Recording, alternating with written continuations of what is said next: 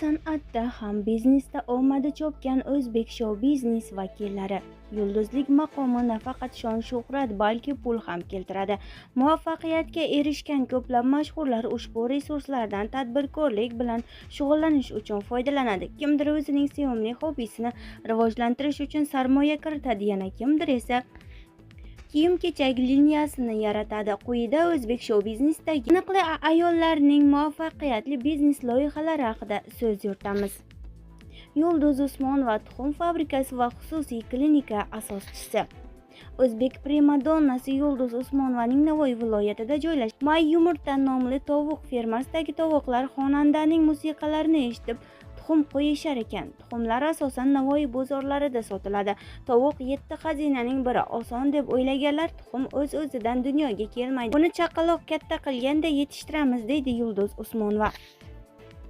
Munisa Rizayeva mehmonxona, turfirma, to'y va tadbirlarni tashkillashtirish xizmati hamda halol kosmetika brendiga ega ko'p qirrali ayol san'atkorlardan biri. Nilufar Usmonova do'kondor, qo'shiqchi. Mikyasa Bay Nu ayollar bob do'kon bo'lib, u yerda idish-tovoqlar va uy uchun turli xil dekorlar sotiladi.